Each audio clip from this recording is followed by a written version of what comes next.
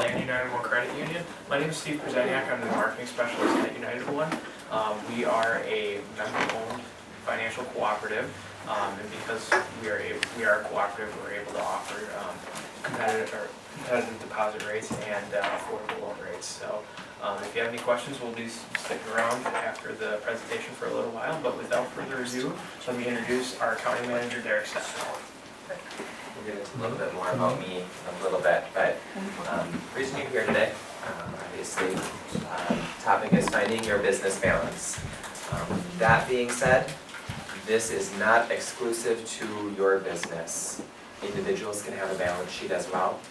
So even if you have no tie at your business to the financial statements or anything like that, it does have some common application to every single person if you choose to do a balance sheet in your life, if you choose to do a budget, not really an income statement for a personal life, but a budget kind of covers the income side of things.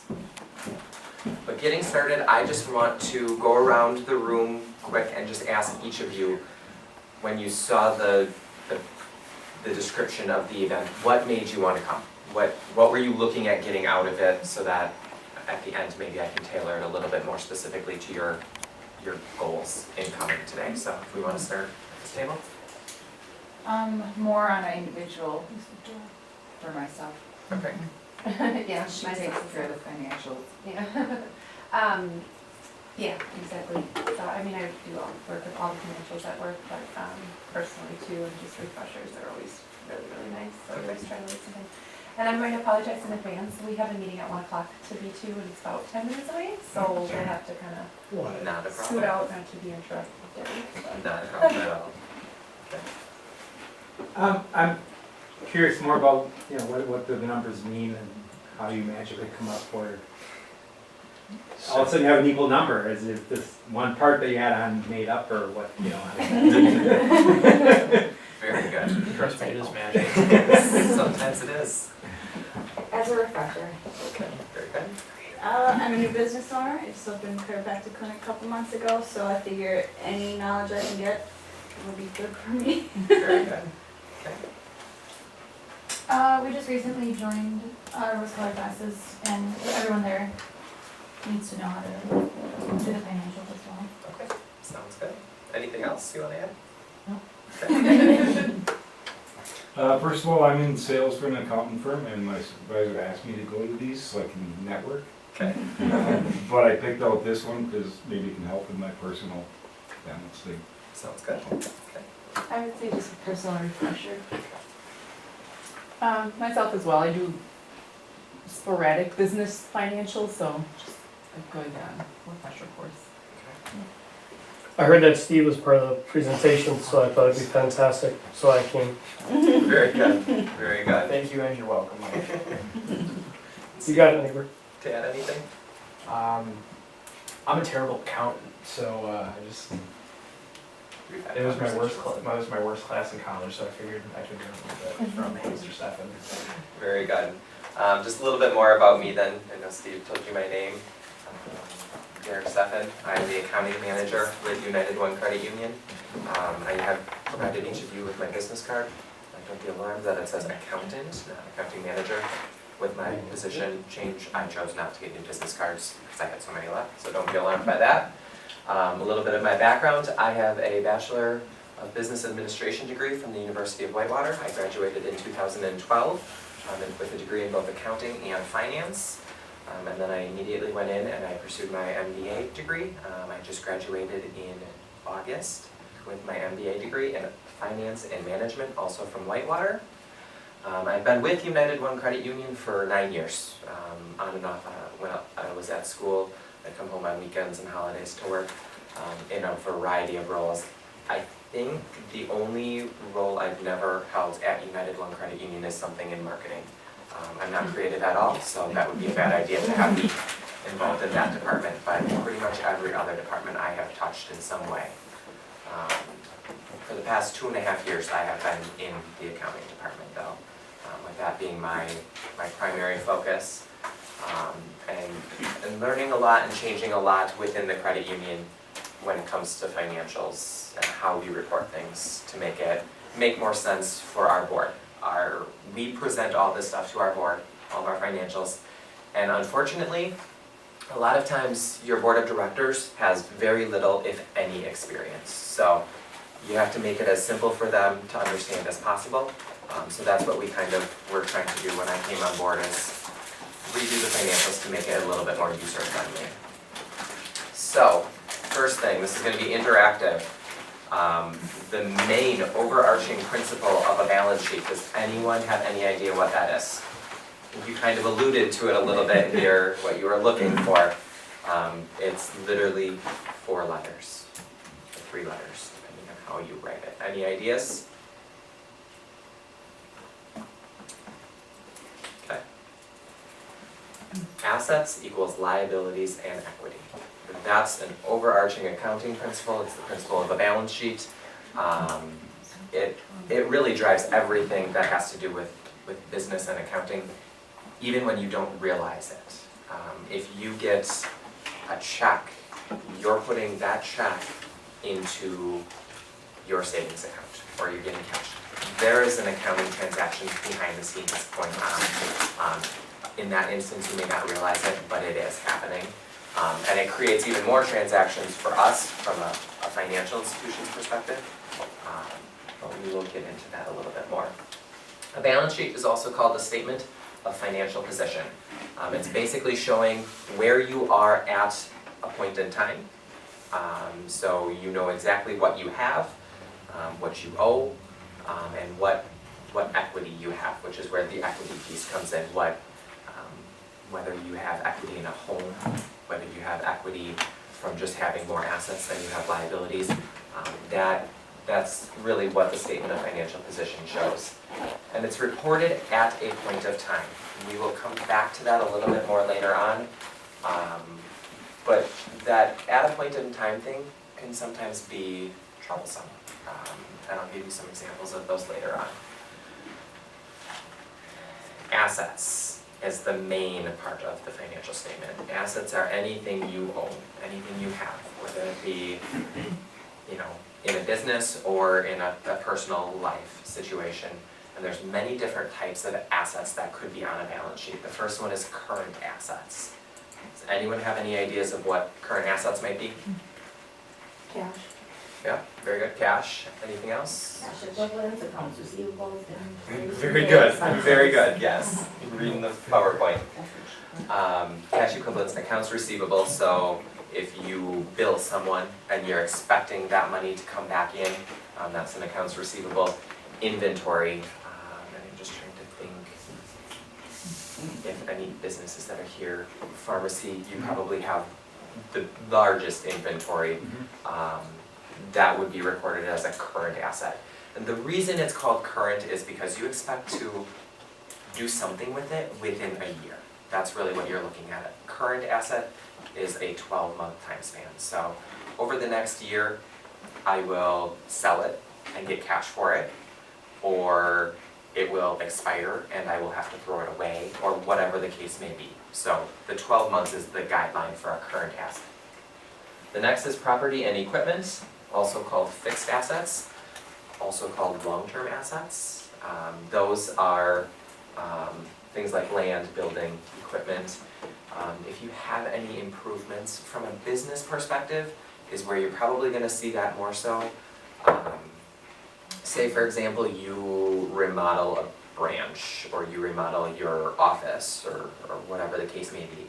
That technically is considered a building improvement, as opposed to the building itself.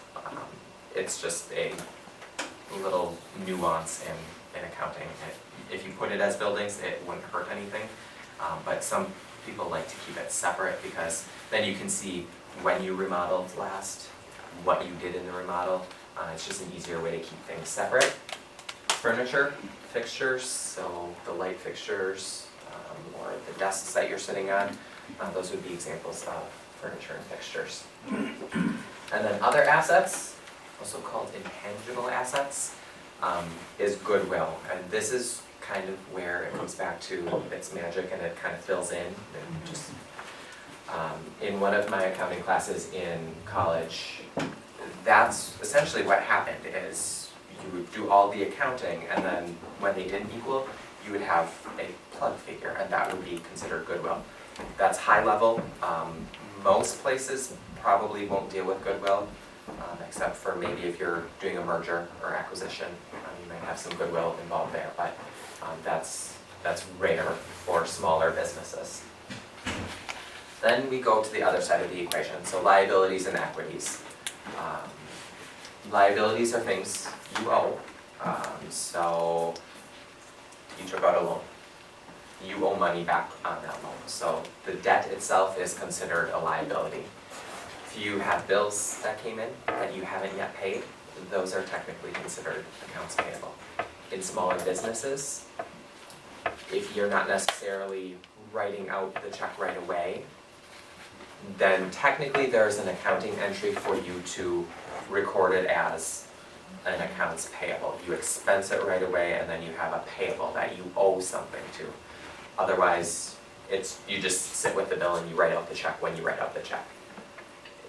There really should be an accounting entry as soon as you get that bill, so that's where the accounts payable would come in. Payroll accounts, every business has payroll of some sort, and then because of that, you owe FICA tax, you owe state withholding tax, you owe all of those things. So those are things that you owe to the government, or you owe to your employees because you haven't yet paid them. Say a payroll period ends on a Friday, but you don't pay your employees until the next Thursday. That would be an example of a payroll account. Unearned revenue. I'm not sure if anyone in here would have any unearned revenue accounts, but basically that would be if you buy something in bulk, but you're not getting the service right away. So, say for example, a tanning gun. You can buy a month's worth of tanning free of charge, or not free of charge, but you pay on day one for a month of unlimited tanning. Technically, that's not all income at the first day that you pay for that. You earn that revenue over a month's time span. So that would be where you'd have a liability because you have the money, you still owe the service though. But because you owe the service, it's a liability. If you don't provide the service, technically you should be giving the money back, and that's why you don't want to recognize it as income right away. And then finally, capital leases. Those are very similar to borrowings and debt. We won't go much more into those just because it is a debt of sorts. It's just accounted for differently. For equity, with the exception of maybe the accounting firm and the bank, most places will not have preferred or common stock. Preferred and common stock is actual stock that could be issued on the stock market, so that you have some sort of active market that you're selling that stock on. Most people, capital in excess of par is also associated with stock. Most people will have retained earnings. So basically every month you run your income statement, and at the end of the month you show you made a profit of $10,000.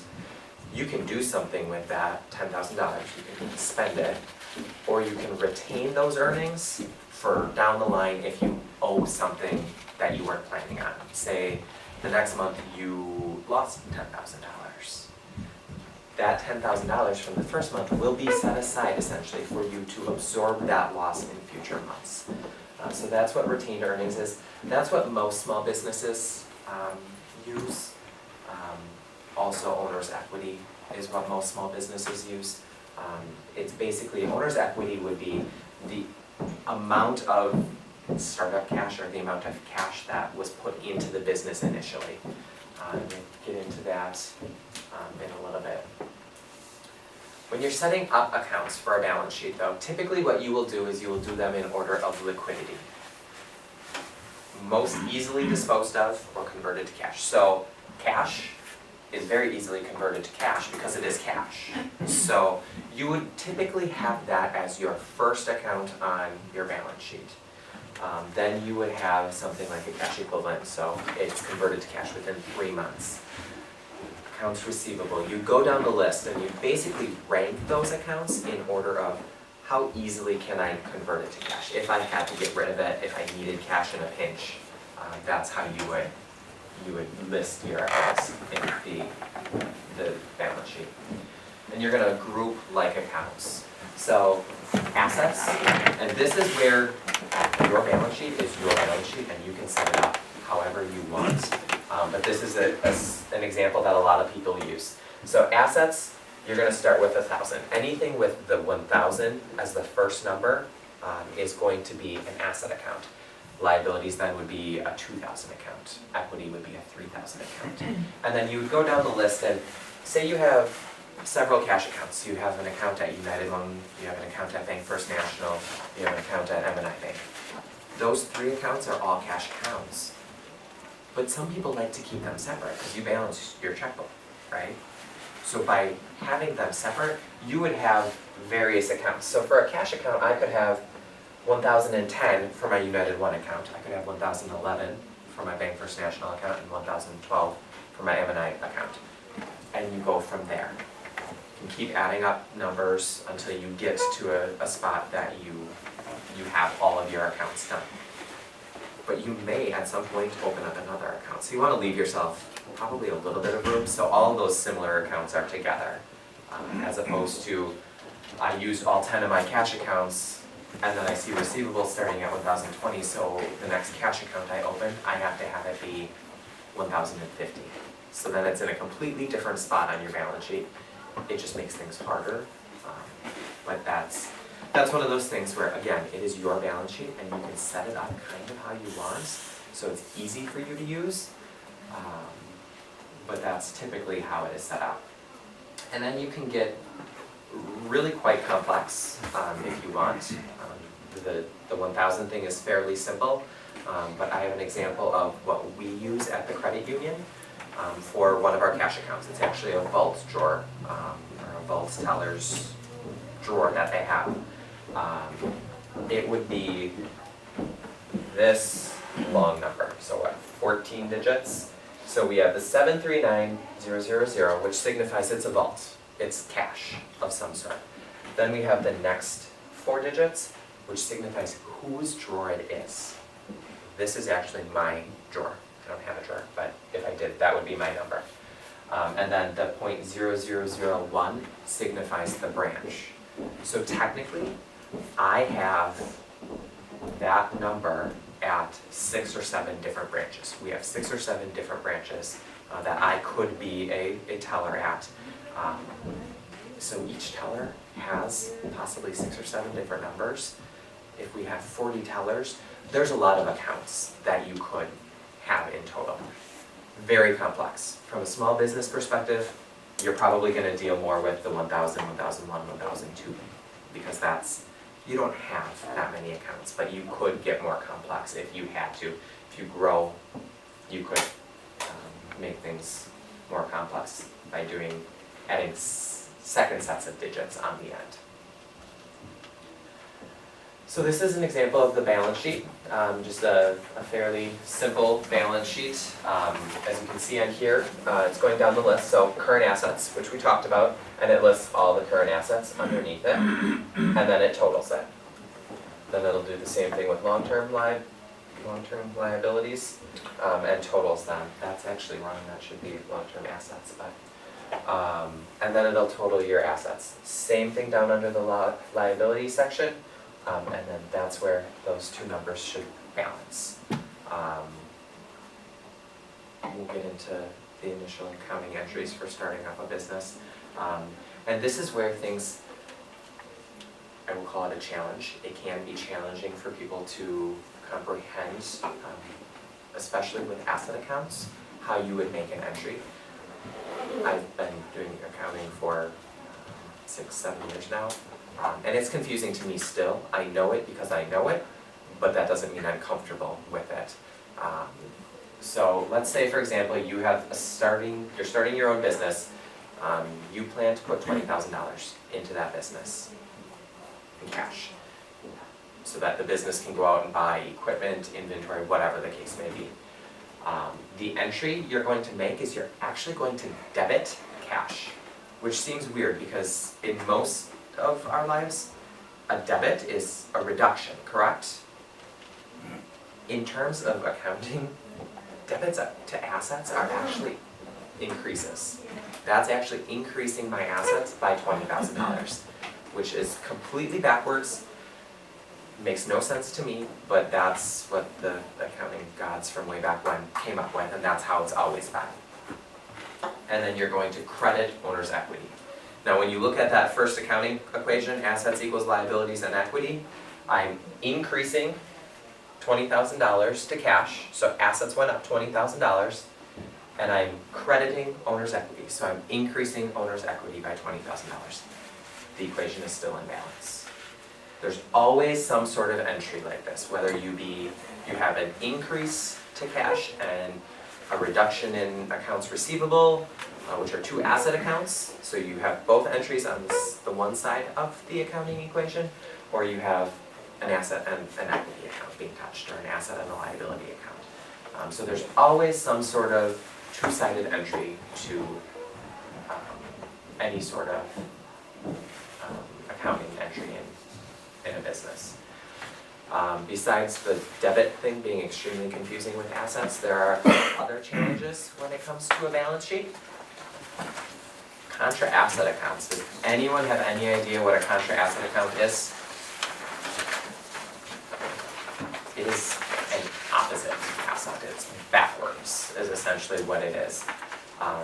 So allowance for bad debts or accumulated depreciation would be an example. So you have accounts receivable. You allow people to do business with you, and you agree to bill them, and then they will pay you back. Are you gonna ever get 100% of that back?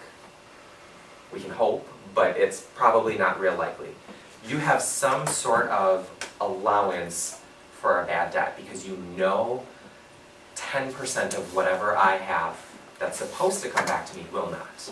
So what I would do then is I would post an entry to the allowance for bad debts to decrease my accounts receivable, but I keep it separate so I can track it. Accounting is all about tracking. The detail, your accounts receivable, you could have 50 accounts receivable accounts because you could have 50 people that you do business with and you've agreed to do business on account, on credit, essentially.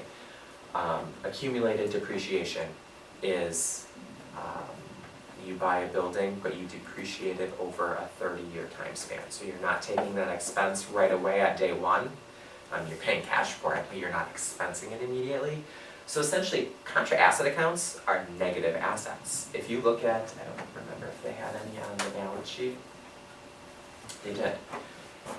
Right here. So at some point they bought a $100,000 building or piece of equipment or whatever the case may be, and they have $2,000 that they have expensed already associated with that building. So their building is technically on their books only worth $98,000 at this point.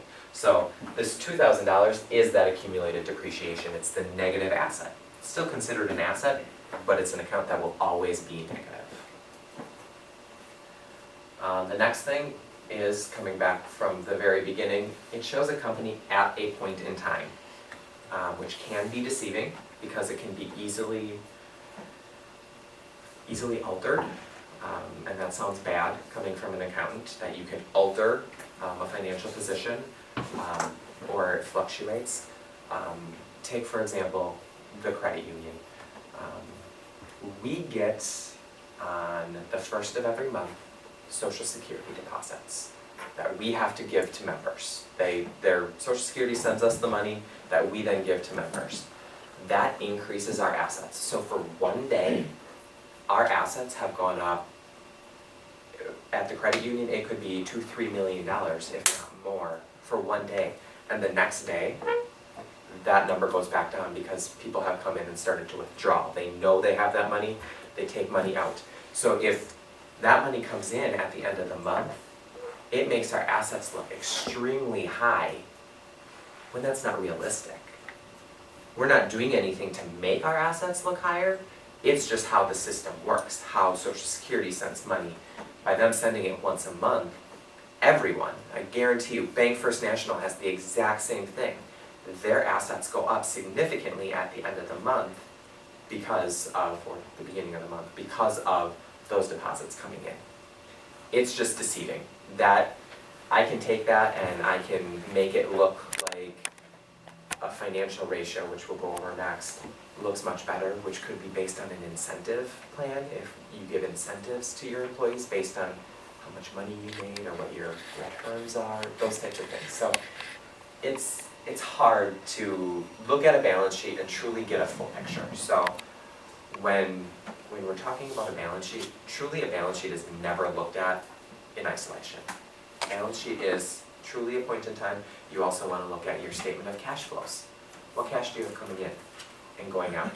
If you have more going out than you have coming in, could be a sign of an issue, and you don't want to necessarily spend more than you have. Same thing with an income statement. You want to look at that because that'll give you a picture of your company over a time span. You can do it over a month, you can do it over a year, you can do it over 5 years if you wanted to. That's getting a little long, but you can do it over a time span that you're comfortable with to see how am I doing long term? Did I make enough money to cover what I've spent? So those are things, balance sheets are easily deceiving. And because of that, you don't necessarily want to look at just a balance sheet. But if you do look at just a balance sheet, there are some things that you can do to help you realize that there's some differences. Why are my assets so high this month? What happened? You can look at comparative balance sheets, and basically that's just you have multiple balance sheets side by side.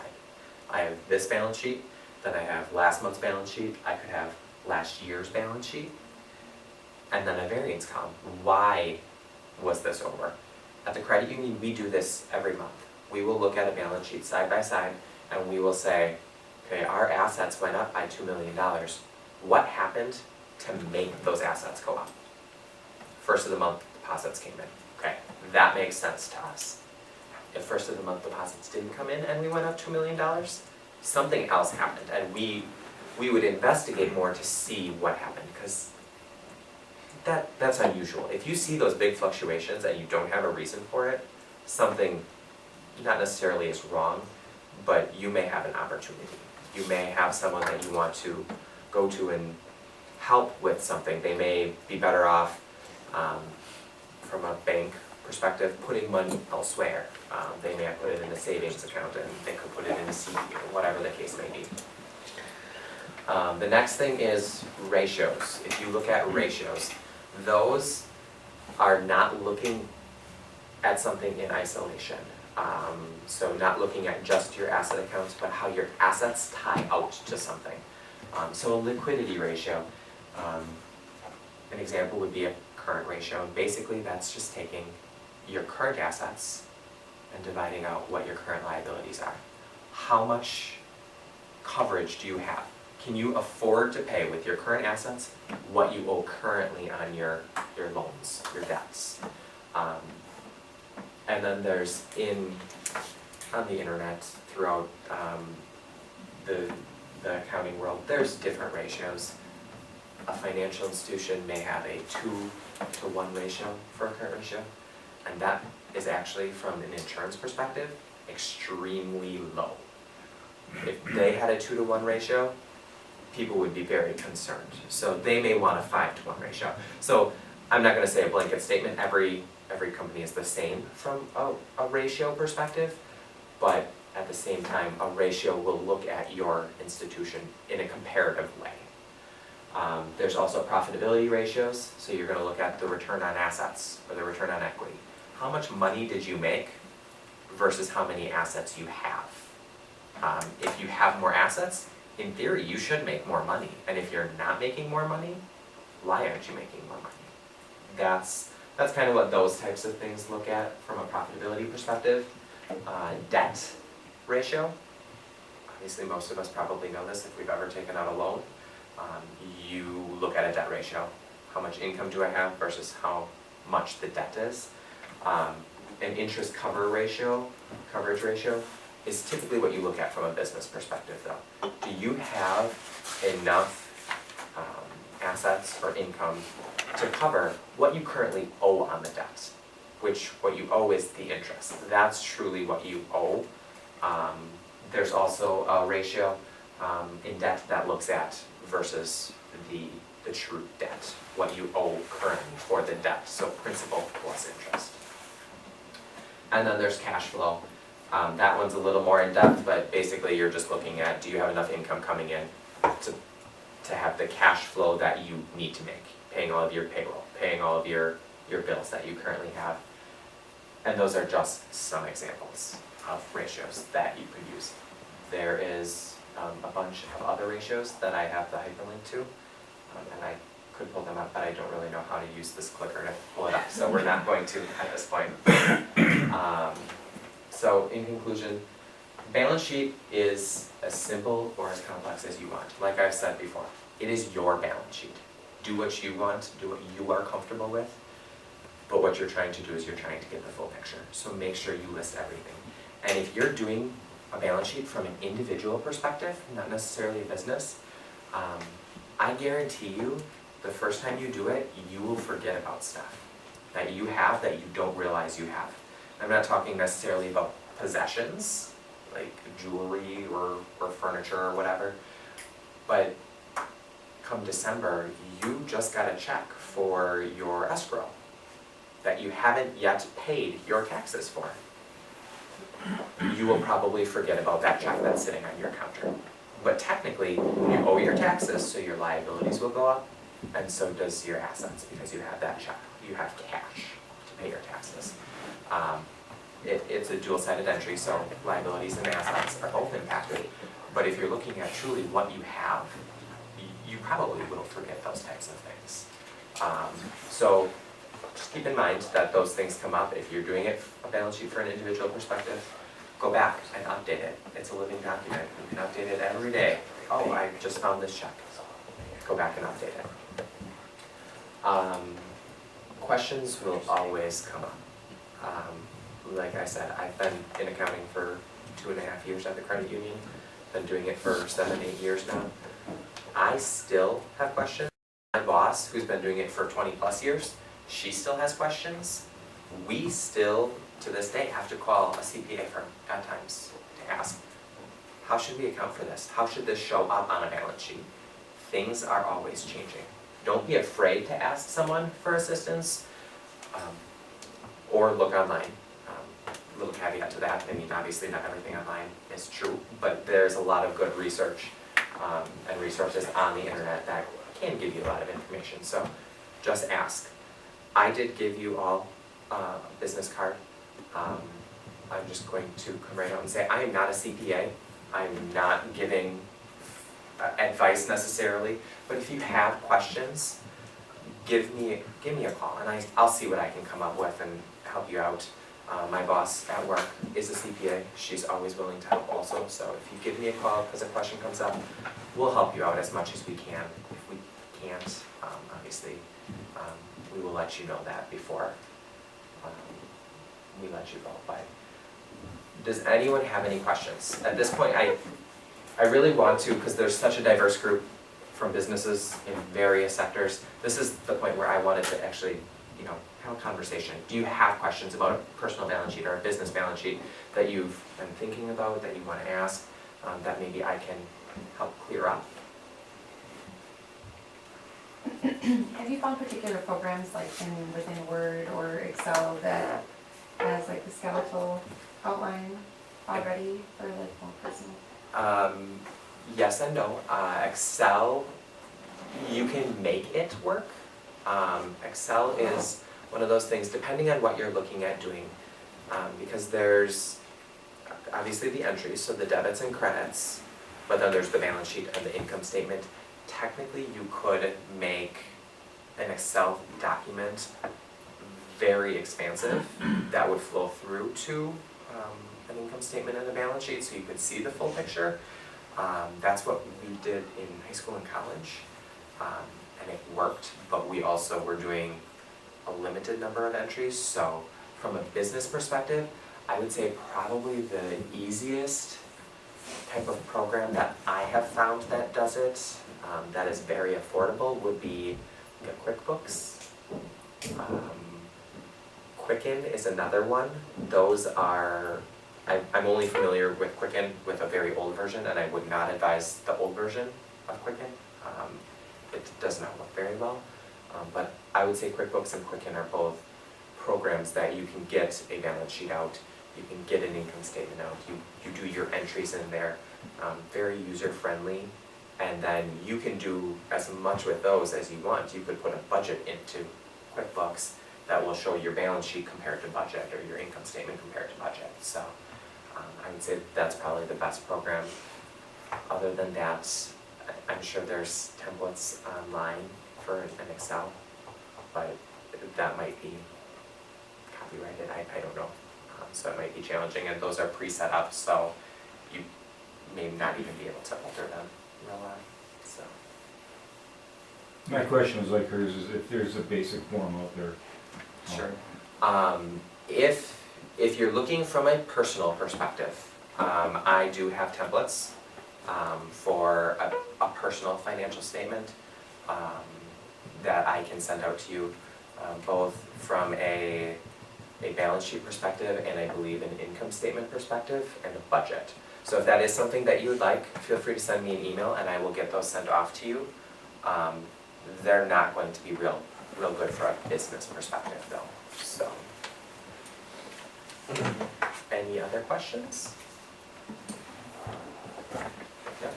So from your perspective, where do you see most businesses falter when they're trying to be creative with the accounting, if you will? So can you name an instance where most people try and just hope it balances out at the end? Yeah, I don't think a lot of businesses really do accounting, truthfully. They're taking a check and they're depositing it into their account and they're looking at their statement and they're saying, oh, I have $10,000.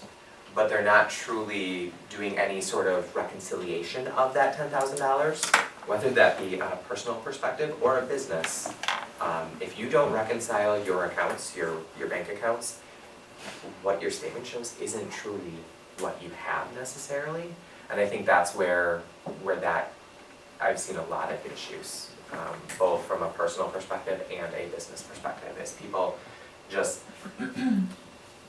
there's several different types of accounting. There's cash basis accounting, which is what probably 99% of individuals do in this world, and probably 50% of businesses, smaller businesses. And then there's accrual-based accounting. Accrual-based accounting solves the issues that I just said. Cash-based accounting is truly dealing with cash when it comes in, when it goes out. There's nothing else that they're looking at. It's not when it's cleared. If I write out a check, as far as a cash-based accounting is considered, that cash is gone today. It's out of my bank account. It truly isn't. There's a couple days of lag there until the check clears. So I would say that's probably the biggest thing that I've seen. Anything else? When you balance it, because it has to equal, so the variable, I guess, is that owner's equity, right? Yes, So, yes. And actually, I didn't bring that up. Let's go back to that. I know Steve and I, when I was preparing for this, I talked about it, but there is one thing with a balance sheet that doesn't really match up. A balance sheet always is assets equals liabilities and owner's equity, except it's not. Today, if you looked at the balance sheet of United One Credit Union, it does not balance because we have income. We have income that we haven't closed out our income statement. Have you ever heard of temporary versus permanent accounts? A temporary account is an income statement account. It's something that at the end of the month, I'm going to close that account out. I'm going to zero it out. But when I zero it out, it flows through to that owner's equity. So truly, this equation only matters at the end of the month. Everything balances at the end of the month when you close those temporary accounts out. Because if I got say I got $100 for the sale of something or a service. Let's say I cut someone's lawn. I got $100. My assets went up by $100 because I got $100 in cash, but the income that I made from a business perspective goes into a lawn cutting income account. Okay, so I touched the assets, but I didn't touch anything over here. I touched an income statement account. So at this point in time, this equation doesn't balance. But if that was the only transaction I did, and at the end of the month, my income statement shows that I made $100 because I had no expenses, I would take that $100 and I would roll it up into the equity, and it would be considered the retained earnings. I made $100, I'm gonna retain those earnings for at some point if I have more expenses than I have income. And I'm going to, at that point, once I close out a month, have that equation back in balance. So that's a little confusing. Most people think high level and they think that equation and that it always has to balance. And truthfully, it's only at the end of the month that it has to balance, or the end of the year. If you close out the year, you only clear out your income statement accounts annually. That would be when it truly balances. So. Any other questions? So from my perspective, if I ask customer Joe to bring me a balance sheet to see how he's doing, how do I know if he garbage some QuickBooks stuff or if it's legit? I mean, are there any like telltale watch out signs when you're reviewing someone else's balance sheet? Again, with just looking at a balance sheet, probably not necessarily, but if you're looking at them over time, you will see something. So, and I don't know how you guys at Bank First National work, but you may ask for, can I get 2 years of your balance sheet or 2 years of your taxes? By having those multiple years, you will see those large fluctuations. If something happened that their cash went up like crazy, you should be looking to see, did their accounts receivable go down like crazy? Did someone who was owing a lot of money finally pay? If that's the case, that could make complete sense. But those are the red flags that you would want to look for and see what went up so much and why did it go up so much. Or if you're looking at a balance sheet and you see cash accounts that you don't have accounts at Bank First National for them. Why? Why not? Do you have accounts elsewhere? I may want to see, and this is more audit related, I may want to see a statement. I may want to see, let's see your invoices for an accounts receivable that you've sent out. You ask for that supporting documentation to truly support the numbers on the balance sheet. And most businesses, if you're asking them, they're gonna be like, oh yeah, I had this guy who hadn't paid me in 6 months that he finally paid me.